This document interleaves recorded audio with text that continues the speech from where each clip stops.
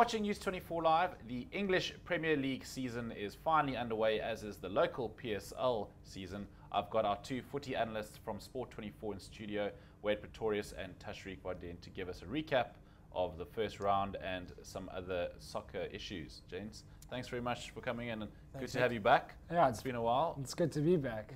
Good so season so far. Tash, I'll start with you. We've just finished off a suspended game because of technical issues, load shedding, whatever you want to call it. Yeah. Supersport, Orlando Pirates.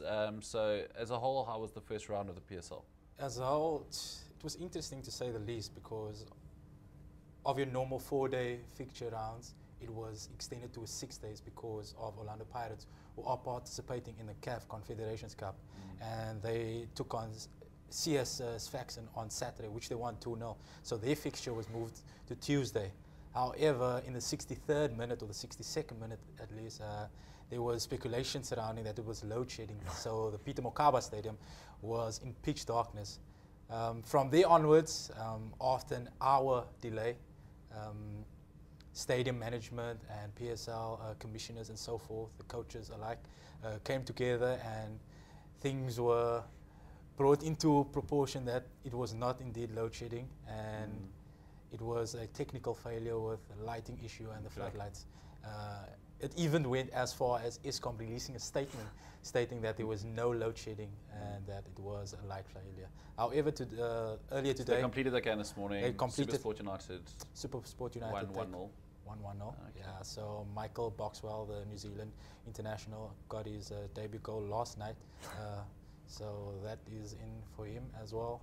But Orlando Pirates in the last. They finished the last 28 minutes at 12 today, so they looked edgy and they looked like they are fatigued, because we could see that in last night's game as well. Supersport United as well has defended pretty well. They brought in Pungani Kumalo and so forth. So it's interesting season ahead. Bidvest Wits won their first game against Ajax Cape Town at the Bidvest Stadium, 2-1.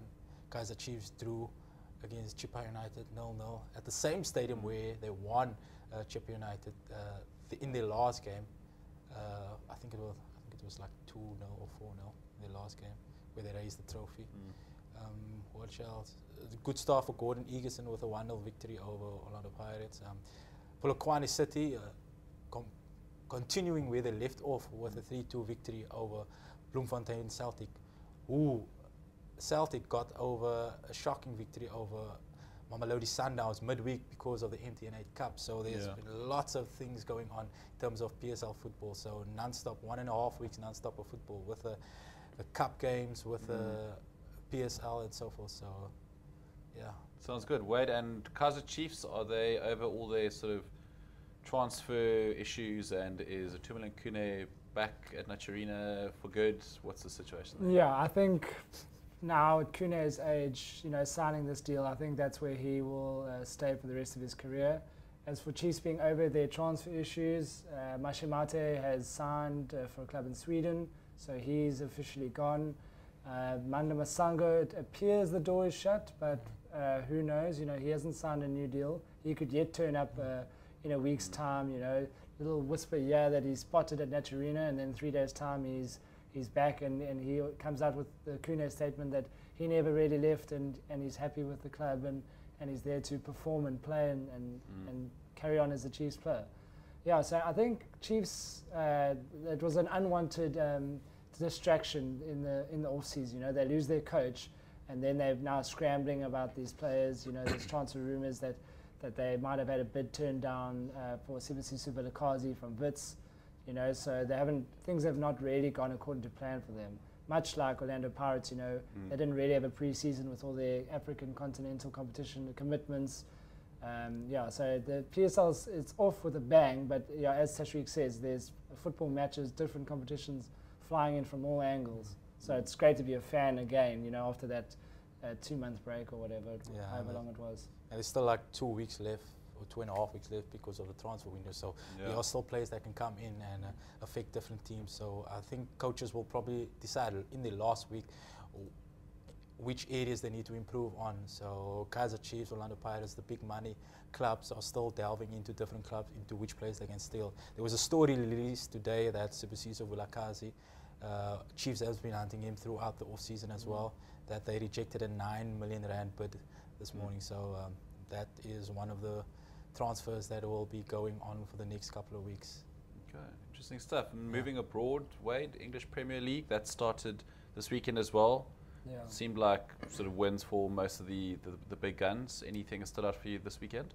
Yeah, well, Chelsea didn't manage to beat Swansea. Swansea, a tricky a game to play on the opening day. But from that match, the talking point is, and it hasn't stopped, is how Jose Mourinho scolded his club doctor for running onto the pitch near the end of the game when she thought that Eden Hazard was in trouble. And she's subsequently been sort of banned from team hotels and training and all sorts of things. So, but I think that's a ploy from Mourinho. He likes to do that. Takes away the focus point that his team didn't start off the season with the win, and nobody even remembers the result from that game because everyone's talking about this club doctor. Yeah. I mean, it's typical Mourinho. I think the first time he coached the Premier League, we didn't see it as clear, but now I think everyone's wisened up to his tricks in his games. But yeah, as you say, most of the other teams won. The wins for Liverpool, City looked great against West Brom. United squeaked past Spurs. Shock result was definitely West Ham easing past Arsenal with that 16-year-old youngster keeping Mesut Ozil in his back pocket for the entire game. I think that was probably the highlight for me from the weekend, was just seeing a guy thrown into the deep end and performing like that. Okay, great guys, thank you. Thanks.